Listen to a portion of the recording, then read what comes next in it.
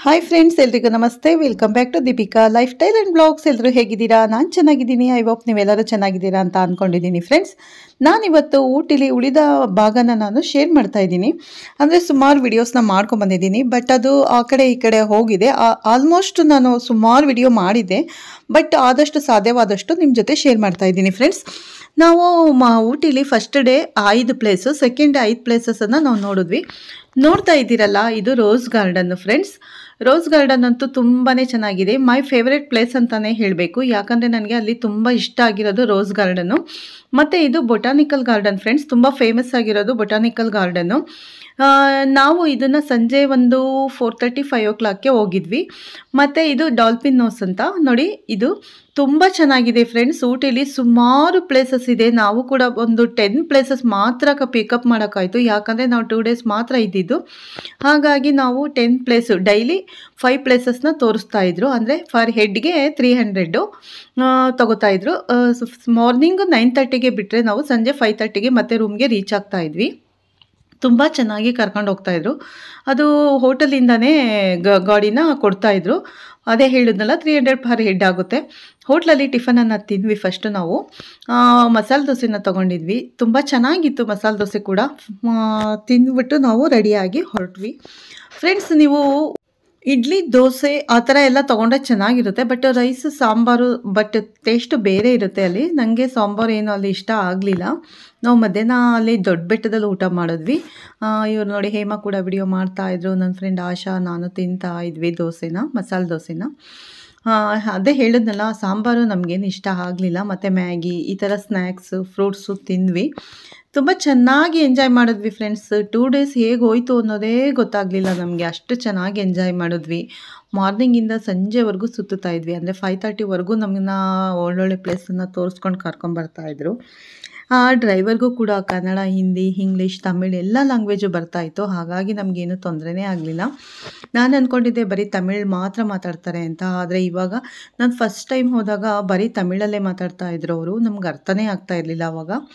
Next time ಹೋದಾಗಲೂ ಕೂಡ ನಾನು ಅಷ್ಟು ಕನ್ನಡದವ್ರನ್ನ ನೋಡಿರಲಿಲ್ಲ. ಬಟ್ ಇವಾಗ ತುಂಬಾ ಇಂಪ್ರೂವ್ಮೆಂಟ್ ಆಗಿದೆ.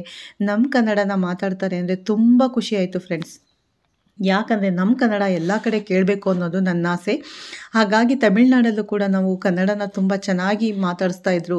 ಹಾಗಾಗಿ ಕನ್ನಡದ ಬಗ್ಗೆ ನನಗೆ ಇರೋ ಹೆಮ್ಮೆ ಇನ್ನೂ ಹೆಚ್ಚಾಯಿತು. ಯಾಕಂದರೆ ತಮಿಳ್ನಾಡಲ್ಲೂ ಕೂಡ ಕನ್ನಡ ಚೆನ್ನಾಗೇ ಮಾತಾಡ್ತಾರಲ್ಲ ಅನ್ನೋ ಖುಷಿ ಕೂಡ ನನಗಾಯಿತು. ಫ್ರೆಂಡ್ಸ್, ನಾನು ಆದಷ್ಟು ಕನ್ನಡದಲ್ಲೇ ಮಾತಾಡೋಕ್ಕೆ ಅವ್ರನ್ನ ಟ್ರೈ ಮಾಡ್ತಾಯಿದ್ದೆ. ಸ್ವಲ್ಪ ಹಿಂದಿ ಮಾತಾಡ್ತಾಯಿದ್ರು. ನಮಗೂ ಕೂಡ ಹಿಂದಿ ಬರೋದ್ರಿಂದ ಏನು ಪ್ರಾಬ್ಲಮ್ ಅನಿಸ್ಲಿಲ್ಲ. ಬಟ್ ನನಗೆ ತಮಿಳ್ ಬರೋದಿಲ್ಲ. ಹಾಗಾಗಿ ನಾನು ಕನ್ನಡ, ಹಿಂದಿ, ಇಂಗ್ಲೀಷನ್ನು ಮೇಂಟೈನ್ ಮಾಡ್ತಾಯಿದ್ವಿ. ನಮ್ಮ ಆಶಾ ಫುಲ್ ಇಂಗ್ಲೀಷ್ ಬರೋದ್ರಿಂದ ನಮಗೇನು ತೊಂದರೆನೇ ಆಗಲಿಲ್ಲ. ಅವ್ರ ಹತ್ರ ತುಂಬ ಚೆನ್ನಾಗಿ ಮಾತಾಡ್ತಾಯಿದ್ರು. ಯಾವುದೇ ಪ್ಲೇಸ್ ಹೋಗಬೇಕಾದ್ರೂ ಅವರು ಮೊದಲೇ ನಮ್ಗೆ ಹೇಳ್ತಾಯಿದ್ರು. ಟೈಮಿಂಗ್ಸ್ ಕೂಡ ಕೊಡ್ತಾಯಿದ್ರು. ನಾವು ಅದು ಗಾಡಿಯಿಂದ ಟಿಯಿಂದ ಇಳಿದ ತಕ್ಷಣ ನಮಗೆ ಟೈಮಿಂಗ್ಸ್ ಕೊಡ್ತಾಯಿದ್ರು. ಬಟ್ ಎಲ್ಲ ಕಡೆ ಎಂಟ್ರೆನ್ಸ್ ಫೀಸ್ ಅಂತೂ ತುಂಬಾ ಜಾಸ್ತಿ ಮಾಡಿದ್ದಾರೆ. ಫ್ರೆಂಡ್ಸ್, ಮಿನಿಮಮ್ ಅಂದರೂ 100 rupees ಇದೆ. ಮತ್ತು ರೋಸ್ ಪಾರ್ಕ್ ಆಗಿರ್ಬೋದು, ಗಾರ್ಡನ್ ಆಗಿರ್ಬೋದು, ತುಂಬ ಕಡೆ ಎಲ್ಲ ಎಂಟ್ರೆನ್ಸ್ ಫೀಸು ತುಂಬ ಜಾಸ್ತಿನೇ ಇದೆ. 100 rupees ಇದೆ. ಫಸ್ಟೆಲ್ಲ ಸ್ವಲ್ಪ ಕಮ್ಮಿ ಇತ್ತು, ಆದರೆ ಇವಾಗ ತುಂಬ ಜಾಸ್ತಿ ಮಾಡಿದ್ದಾರೆ. ಫ್ರೆಂಡ್ಸ್, ಇದು ನೋಡ್ತಾ ಇದ್ದೀರಲ್ಲ, ಇದು ರೋಸ್ ಗಾರ್ಡನ್ನು. ಅಂದರೆ ಅನ್ಸೀಸನ್ ಆಗಿರೋದ್ರಿಂದ ಸ್ವಲ್ಪ ರೋಸು ಇತ್ತು. ಮತ್ತು ಇದು ಮಾರ್ಚಿನಲ್ಲಿ, ರೋಸ್ ಗಾರ್ಡನ್ ಎಲ್ಲ ಮಾರ್ಚಿನಲ್ಲಿ ಬರುತ್ತೆ. ತುಂಬ ಚೆನ್ನಾಗಿರುತ್ತೆ, ರೋಸ್ ಎಲ್ಲ ಬರ್ತವೆ. ಆದರೆ ಇವಾಗ ಅನ್ಸೀಸನ್ ಆಗಿರೋದ್ರಿಂದ ಸ್ವಲ್ಪ ಇತ್ತು. ಇದು ನೋಡ್ತಾ ಇದ್ದೀರಲ್ಲ, ಪಾಯ್ಕರ ಬೋಟಿಂಗ್ ಅಂತ. ಪಾಯ್ಕರ ಬೋಟಿಂಗ್ ತುಂಬ ಚೆನ್ನಾಗಿದೆ. ಮೈ ಫೇವ್ರೆಟ್ ಪ್ಲೇಸ್ ಇದು. ಬೋಟಿಂಗ್ ವ್ಯವಸ್ಥೆ ತುಂಬ ಚೆನ್ನಾಗಿ ಮಾಡಿದ್ದಾರೆ. ಇದು ನಿಜವಾಗ್ಲೂ ಊಟಿನಲ್ಲಿ ನೋಡಬೇಕಾಗಿರೋ ಪ್ಲೇಸು. ಯಾವುದೇ ಕಾರಣಕ್ಕೂ ಮಿಸ್ ಮಾಡ್ಕೋಬೇಡ್ರಿ. ಈ ಬೋಟಿಂಗನ್ನು ಖಂಡಿತ ಮಿಸ್ ಮಾಡಬೇಡಿ. ಫ್ರೆಂಡ್ಸ್, ತುಂಬ ಚೆನ್ನಾಗಿದೆ. ಇಲ್ಲೂ ಕೂಡ ಟಿಕೆಟ್ ಯಾವ ಥರ ಅಂದರೆ, ಇಲ್ಲಿ ಮೆಂಬರ್ಸ್ನ ನಾವು ಪಿಕ್ ಮಾಡ್ಕೋಬೇಕು. ಯಾಕಂದರೆ 2 members 3 members ಹೋಗ್ತೀವಿ ಅಂದರೆ ತುಂಬ ಕಾಸ್ಟ್ ಜಾಸ್ತಿ ಆಗುತ್ತೆ. 1200 ಆ ಥರ ಇರುತ್ತೆ. ಫರ್ ಹೆಡ್ಗೆ ನಾವು 150 ಥರ ಮಾಡಿಕೊಂಡು 8 members ಪಿಕ್ ಮಾಡ್ಕೊಂಡ್ವಿ. ನಾವು ಅಲ್ಲೇ ಮಾಡಿಕೊಂಡು ಟಿಕೆಟನ್ನು ತೊಗೊಂಡು 1200 ರೂಪಾಯಿಗೆ 8 ಜನ ಹೋದ್ವಿ. ಅದನ್ನು ನಾವು 8 members ಡಿವೈಡ್ ಮಾಡ್ಕೊಂಡ್ವಿ. ಈ ಥರ ಹೋದರೆ ಖಂಡಿತ ಯೂಸ್ಫುಲ್ ಆಗಿರುತ್ತೆ. ಯಾಕಂದರೆ ಒಬ್ರಿಗೆ 500 600 ಕೊಡಬೇಕಂದ್ರೆ ತುಂಬ ಕಾಸ್ಟ್ ಆಗುತ್ತೆ. ಹಾಗಾಗಿ ನೀವು ಅಲ್ಲೇ ಯಾರನ್ನಾದರೂ ಹೋದರೆ, ನಾವು 2-3 ಜನ ಇದ್ದೀವಿ ಅಂತಂದರೆ ಅಲ್ಲಿ ಟಿಕೆಟ್ ತೊಗೋಬೇಕಾದ್ರೇ ನಮ್ಮ ಆಶಾ ಒಳ್ಳೆ ಪ್ಲಾನ್ ಮಾಡಿದ್ರು. ಅಲ್ಲಿ ಮತ್ತೆ 5 ಜನ ಮೆಂಬರ್ಸನ್ನು ನಾವು ಜೊತೆ ಮಾಡಿಕೊಂಡು ಅವ್ರ ಜೊತೆ ಕೂತ್ಕೊಂಡು 8 members ಹೋಗೋ ಗಾಡಿ ಬೋಟಲ್ಲಿ ನಾವು ಕೂತ್ಕೊಂಡ್ವಿ. ನೋಡ್ತಾ ಇದ್ದೀರಲ್ಲ, ಬೋಟಿಂಗ್ ಮಾಡ್ತಾ ಇದ್ದೀವಿ. ಹೇಮಾ ಸ್ವಲ್ಪ ತಲೆ ಸುತ್ತುತ್ತೆ, ಬರಲ್ಲ ಅಂದರು. ಹಾಗಾಗಿ ನೀರಲ್ಲಿ ಬರೋದಕ್ಕೆ ಅವ್ರು ಇಷ್ಟಪಡಲಿಲ್ಲ. ನಾನು ಆಶಾ ಮಾತ್ರ ಬೋಟಿಂಗ್ ಹೋಗಿದ್ವಿ. ತುಂಬ ಅಂದರೆ ತುಂಬ ಚೆನ್ನಾಗಿತ್ತು. ಫ್ರೆಂಡ್ಸ್, ಈ ಬೋಟಿಂಗ್ ಅಂತೂ ಅಂತೂ ನನಗಂತೂ ತುಂಬ ಇಷ್ಟ ಆಯಿತು. ಯಾಕಂದರೆ ಆ ಬೋಟಿಂಗ್ ಹೋಗ್ಬೇಕಾದ್ರೆ ತುಂಬ ಎಷ್ಟೇ ಬಿಸಿಲಿದೆ ನೀವು ನೋಡ್ತಾ ಇದ್ದೀರಲ್ಲ, ಅಷ್ಟು ಬಿಸಿಲಿದ್ರೂ ಇಲ್ಲಿ ಕೂಲಾಗಿತ್ತು. ನೀರು ಒಳಗಡೆ ಹೋಗಿದ ತಕ್ಷಣ ತುಂಬ ಕೂಲ್ ವೆದರ್ ಇತ್ತು, ತಣ್ಣಗೆ ಗಾಳಿ ಬೀಸ್ತಾ ಇತ್ತು. 20 ಮಿನಿಟ್ಸ್ ಅಂತ ಹೇಳ್ತಾರೆ ಬೋಟಿಂಗು, ಬಟ್ 10-15 ಮಿನಿಟ್ಸ್ಗೆ ವಾಪಸ್ ಕರ್ಕೊಂಬಂದುಬಿಡ್ತಾರೆ. ಆದರೆ ತುಂಬ ಚೆನ್ನಾಗಿತ್ತು. ಬೋಟಿಂಗ್ ಮಿಸ್ ಮಾಡ್ಕೊಬೇಡಿ ನೀವಂತೂ. ನಾವಂತೂ ಮಿಸ್ ಮಾಡ್ಕೊಂಡಿಲ್ಲ. ನೋಡ್ತಾ ಇದ್ದೀರಾ ಎಷ್ಟು ಚೆನ್ನಾಗಿದೆ ಅಂದರೆ. ಅದು ಬೋಟಿಂಗ್ ಹೋಗ್ಬೇಕಾದ್ರೆ ನಂಗೆ ತುಂಬಾ ಖುಷಿ ಆಯಿತು. 2 ಮೆಂಬರ್ಸ್ ಹೋಗೋದು ಇರುತ್ತಲ್ಲ, ಅದು ತುಂಬ ಫಾಸ್ಟಾಗಿ ಹೋಗ್ತಾಯಿದ್ರು. ಮತ್ತು ನಾವು ಸ್ವಲ್ಪ 8 ಮೆಂಬರ್ಸ್ ಇರೋದ್ರಿಂದ ಸ್ವಲ್ಪ ಇದು ಬೋಟಿಂಗು ಸ್ಲೋ ಇತ್ತು. ಅದೇ 2 ಮೆಂಬರ್ಸ್ ಹೋಗ್ತಾರಲ್ಲ, ಅದು ತುಂಬ ಫಾಸ್ಟಲ್ಲಿ ಹೋಗ್ತಾರೆ ಫ್ರೆಂಡ್ಸ್. ಅದು ತುಂಬ ಭಯ ಆಗುತ್ತೆ. ನೋಡ್ತಿದ್ರೇ ಭಯ ಆಗ್ತಿತ್ತು ನನಗೆ. ನಾವು ಹೋಗಿರೋದು ಆರಾಮ್ಸೆ ಹೋಗಿ ಬಂದ್ವಿ. ನನಗೂ ಆಶನ್ಗೂ ತುಂಬಾ ಖುಷಿ ಆಯಿತು ಫ್ರೆಂಡ್ಸ್. ನಾವು ತುಂಬ ಎಂಜಾಯ್ ಮಾಡಿದ್ವಿ ಬೋಟಿಂಗಲ್ಲಿ ಮಾತ್ರ. ನೀವು ಕೂಡ ಹೋದರೆ ಊಟಿನಲ್ಲಿ ಪಾಯ್ಕಾರ ಬೋಟಿಂಗ್ ಮಾತ್ರ ಮಿಸ್ ಮಾಡ್ಕೋಬೇಡಿ, ಖಂಡಿತ ಹೋಗ್ಬಿಟ್ಟು ಬನ್ನಿ. ಓಕೆ. ಮತ್ತು ಫ್ರೆಂಡ್ಸ್ ಇಲ್ಲಿ ಹೇಳಬೇಕು ಅಂದರೆ ತುಂಬ ಜನ ಬರ್ತಾನೆ ಇರ್ತಾರೆ. ಸೀಸನ್ ಆಗಿರ್ಬೋದು, ಅನ್ಸೀಸನ್ ಆಗಿರ್ಬೋದು, ಬಟ್ ಊಟಿ ಮಾತ್ರ ನೋಡೋವಂಥ ಪ್ಲೇಸು ತುಂಬಾ ಚೆನ್ನಾಗಿದೆ. ನೆಕ್ಸ್ಟ್ ನಾವು ಶೂಟಿಂಗ್ ಸ್ಪಾಟ್ ಹತ್ರ ಬಂದ್ವಿ. ಸಂಜೆ 4:30 ಆಗಿತ್ತು ಅನಿಸುತ್ತೆ. ತುಂಬ ಚೆನ್ನಾಗಿದೆ ಶೂಟಿಂಗ್ ಸ್ಪಾಟ್ ಕೂಡ ತುಂಬ ಚೆನ್ನಾಗಿದೆ. ಅಲ್ಲಿ ಸುಮಾರು ಫಿಲಮನ್ನು ಶೂಟಿಂಗ್ ಮಾಡಿದ್ದಾರೆ ಅಂತ ಹೇಳ್ತಾ ಇದ್ರು ಡ್ರೈವರು. ತುಂಬ ಚೆನ್ನಾಗಿದೆ ಫ್ರೆಂಡ್ಸ್. ಇಲ್ಲೂ ಕೂಡ 30 ರೂಪೀಸ್ ಏನೋ ಎಂಟ್ರೆನ್ಸ್ ಫೀಸ್ ಇದೆ. ತುಂಬ ಚೆನ್ನಾಗಿತ್ತು ಫ್ರೆಂಡ್ಸ್. ನೋಡ್ತಾ ಇದ್ದೀರಲ್ಲ ಯಾವ ಥರ ವೆದರ್ ಇದೆ ಅಂತ. ಇದೇ ನಾವು ಟಿ ಟಿ ಗಾಡಿ ಮಾಡ್ಕೊಂಡು ಹೋಗಿದ್ದು, ಅಂದರೆ ಹೋಟೆಲಿಂದ ಬಿಟ್ಟಿರ್ತಾರೆ. ಇದೇ ಗಾಡಿ ನೋಡಿ, ಅದು ನಂಬರನ್ನು ಫೀಡ್ ಮಾಡ್ಕೊಂಡು ಹೋಗಬೇಕು, ಯಾಕಂದರೆ ಮಿಸ್ ಆಗಿಬಿಟ್ರೆ ಅಂತ. ಮತ್ತು ನಂಬರ್ ಕೂಡ ನಮ್ಮ ನಂಬರ್ ತೊಗೊಂಡಿರ್ತಾರೆ. ಟೈಮ್ ಆದರೆ ಅವರೇ ಕಾಲ್ ಮಾಡಿ ಬನ್ನಿ ಹೊರಟಿದೆ ಗಾಡಿ ಅಂತ ಹೇಳ್ತಾರೆ, ಆವಾಗ ನಾವು ಬಂದಬೇಕು. ಇದೆಲ್ಲ ಥ್ರೆಡ್ ವರ್ಕಲ್ಲಿ ಮಾಡಿರೋದು ಫ್ರೆಂಡ್ಸ್. ತುಂಬ ಚೆನ್ನಾಗಿತ್ತು. ಇದು ಕೂಡ ಥ್ರೆಡ್ಡಲ್ಲಿ ಮಾಡಿರೋದು, ರೋಸಸ್ಸು, ಫ್ಲವರ್ಸು ಎಲ್ಲ ನೋಡ್ತಾ ಇದ್ದೀರಲ್ಲ ಎಷ್ಟು ಚೆನ್ನಾಗಿದೆ ಅಂದರೆ. ಅದು ನಿಜವಾಗ್ಲೂ ಥ್ರೆಡ್ ವರ್ಕ್ ಅಂತ ಅನಿಸೋದೇ ಇಲ್ಲ. ಇವರು ಗೈಡ್ ಕೊಡ್ತಾ ಇದ್ರು, ಬಟ್ ಇವರು ಕೂಡ ಇಂಗ್ಲೀಷಲ್ಲೇ ಗೈಡ್ ಮಾಡ್ತಾಯಿದ್ರು. ಅರ್ಥ ಆಗ್ತಿತ್ತು, ತುಂಬ ಚೆನ್ನಾಗಿ ಅರ್ಥ ಆಯಿತು. ಬಟ್ ಇಲ್ಲಿ ಕಾಸ್ಟ್ ತುಂಬ ಇದೆ. ಥ್ರೆಡ್ ವರ್ಕ್ ರೋಸಸ್ ಆಗಿರೋದ್ರಿಂದ 700-800. ಒಂದು ಚಿಕ್ಕ ಫ್ಲವರ್ಗೂ ಕೂಡ ತುಂಬ ರೇಟ್ ಇದೆ, ಯಾಕಂದರೆ ಅದು ತುಂಬ ವರ್ಕ್ ಇದೆ ಫ್ರೆಂಡ್ಸ್. ಹಾಗಾಗಿ ನಾವು ಪರ್ಚೇಸ್ ಮಾಡಲಿಲ್ಲ, ಬಟ್ ನೋಡ್ಕೊಂಡು ಬಂದ್ವಿ ಅಷ್ಟೇ. ಥ್ರೆಡ್ಡಲ್ಲಿ ಮಾಡಿರೋ ರೋಸಸ್ಸು ಮತ್ತು ಫ್ಲವರ್ಸು ತುಂಬ ಚೆನ್ನಾಗಿತ್ತು. ನೋಡ್ತಾ ಇದ್ದೀರಲ್ಲ ಲೋಟಸ್, ಯಾವ ಥರ ಫ್ಲವರ್ಸ್ ಬೇಕು ಎಲ್ಲ ಫ್ಲವರ್ಸು ಮಾಡಿದ್ದಾರೆ. ತುಂಬ ಚೆನ್ನಾಗಿದೆ ಫ್ರೆಂಡ್ಸ್. ನನಗಂತೂ ತುಂಬಾ ಖುಷಿ ಆಯಿತು ನೋಡೋದಕ್ಕೆ. ಎಷ್ಟು ಚೆನ್ನಾಗಿತ್ತು ಅಂದರೆ ಸೂಪರಾಗಿತ್ತು. ನಿಜವಾಗ್ಲೂ ನೀವು ಊಟಿಗೆ ಹೋದರೆ ಮಿನಿಮಮ್ ಅಂದರೆ 2-3 ಡೇಸ್ ಬೇಕೇ ಬೇಕು. ಫುಲ್ ಕವರ್ ಮಾಡ್ತೀವಿ, ಎಲ್ಲ ನೋಡ್ಕೊಂಡು ಬರ್ತೀವಿ ಅಲ್ಲಿ ಪ್ಲೇಸಸ್ನ ಅಂದರೆ 3 ಡೇಸ್ ಅಂತೂ ಬೇಕೇ ಬೇಕು ಫ್ರೆಂಡ್ಸ್. ಯಾಕಂದರೆ 1 ಡೇಸ್ಗೆ 5 ಮಾತ್ರ ಅವರು ಕವರ್ ಮಾಡ್ತಾರೆ. ಇಲ್ಲ ಓನ್ ವೆಹಿಕಲಲ್ಲಿ ನಾವು ಕಾರ್ ಮಾಡ್ಕೊಂಡು ಅಥವಾ ಹೋದರೆ ಆದಷ್ಟು 2 ಡೇಸ್ ಒಳಗಡೆ ಬರ್ಬೋದು. 2 ಡೇಸ್ ನಾವು ಎಲ್ಲ ಪಿಕ್ ಮಾಡ್ಕೊಂಡು ಬರ್ಬೋದು. ಬಟ್ ಅವ್ರ ವೆಹಿಕಲಲ್ಲಿ ನಾವು ಹೋಗ್ತೀವಿ ಅಂದರೆ ಖಂಡಿತ ಆಗಲ್ಲ. ನೋಡ್ತಾ ಇದ್ದೀರಲ್ಲ ಈ ಚಿಕ್ಕ ಚಿಕ್ಕ ಫ್ಲವರ್ಗೆ 600-700 ಹೇಳಿದ್ರು.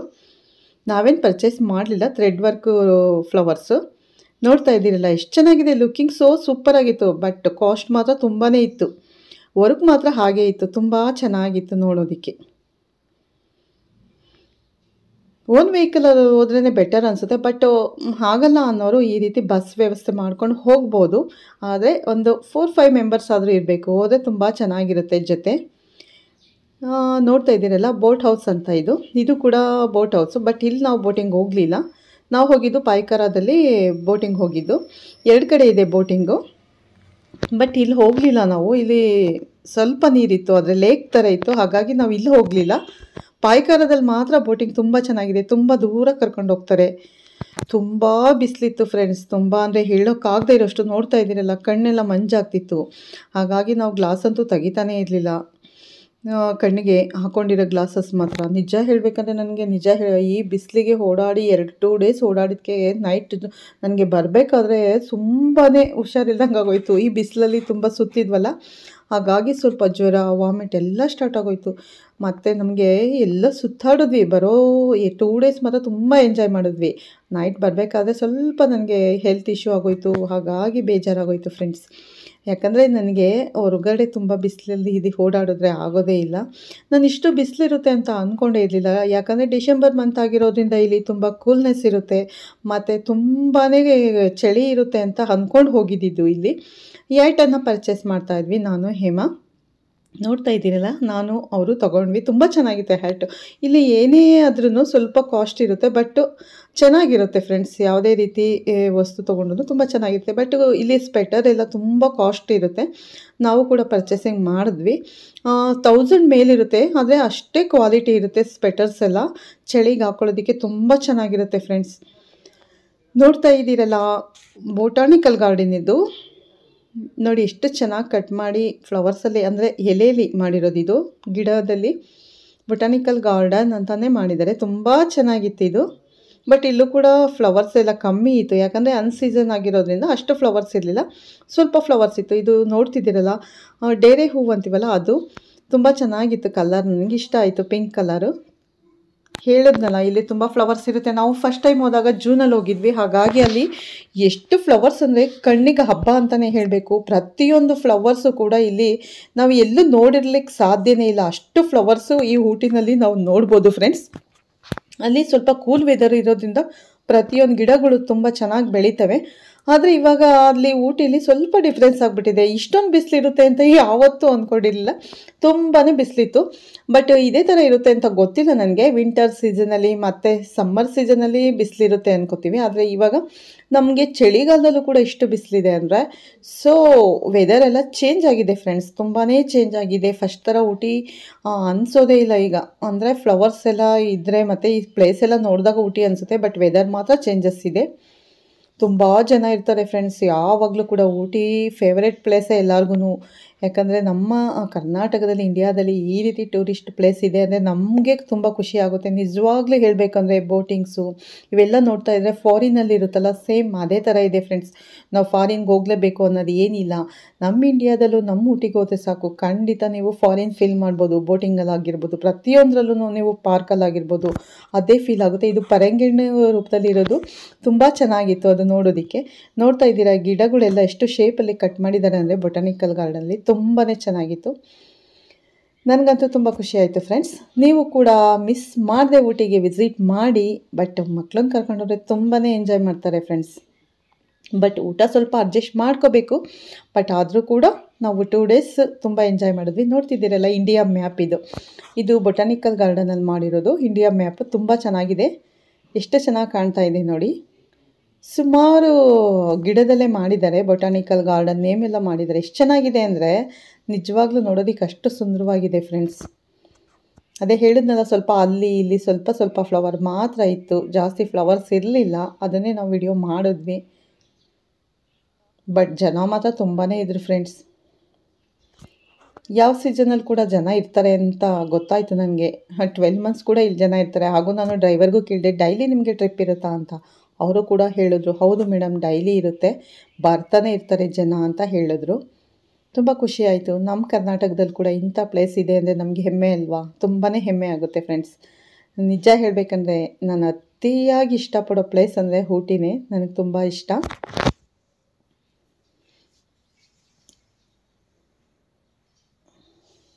ಪ್ರತಿಯೊಂದು ನೋಡಿ, ಎಲೆಗಳಲ್ಲಿ ಎಷ್ಟು ಚೆನ್ನಾಗಿ ಕಟ್ ಮಾಡಿದ್ದಾರೆ ಗಿಡಗಳನ್ನ ಅಂದರೆ ಅದು ನಿಜ ಗಿಡಗಳು ಅಂತ ಅನಿಸೋದೇ ಇಲ್ಲ ಫ್ರೆಂಡ್ಸ್. ಇದು ಕೂಡ ಬೊಟಾನಿಕಲ್ ಗಾರ್ಡನ್ನೇ. ಅಷ್ಟು ಚೆನ್ನಾಗಿದೆ ನೋಡಿ, ಗ್ರೀನರಿ. ಬ್ಯಾಕ್ ಸೈಡು ಗ್ರೀನ್ ಅಂದರೆ ಗ್ರೀನ್ ಆಗಿತ್ತು ಫ್ರೆಂಡ್ಸ್. ಅಲ್ಲಿ ಒಳಗಡೆ ಹೋಗೋದಕ್ಕೆ ಎಂಟ್ರೆನ್ಸ್ ಇಲ್ಲ, ಅಂದರೆ ಆ ಪಾರ್ಕ್ ಒಳಗಡೆ ಹೋಗೋಕ್ಕಾಗಲ್ಲ. ಔಟ್ಸೈಡಿಂದ ನಾವು ಫೋಟೋ ವಿಡಿಯೋನ ಮಾಡ್ಕೋಬೋದು. ಮತ್ತೆ ಸಿಗ್ತೀನಿ ಫ್ರೆಂಡ್ಸ್. ಈ ವಿಡಿಯೋನ ಫಸ್ಟಿಂದ ಕೊನೆವರೆಗೂ ಸ್ಕಿಪ್ ಮಾಡಿದೆ ನೋಡಿ, ಊಟಿ ವಿಡಿಯೋನ. ನಿಮ್ಗೆ ಇಷ್ಟ ಆದರೆ ಒಂದು ಲೈಕ್ ಮಾಡಿ. ಓಕೆ ಫ್ರೆಂಡ್ಸ್, ಮತ್ತೆ ನೆಕ್ಸ್ಟ್ ವಿಡಿಯೋದಲ್ಲಿ ನೆಕ್ಸ್ಟ್ ವ್ಲಾಗೊಂದಿಗೆ ಸಿಗ್ತೀನಿ. ಅಲ್ಲಿವರೆಗೂ ನಿಮ್ಮೆಲ್ಲರಿಗೂ bye all friends, take care.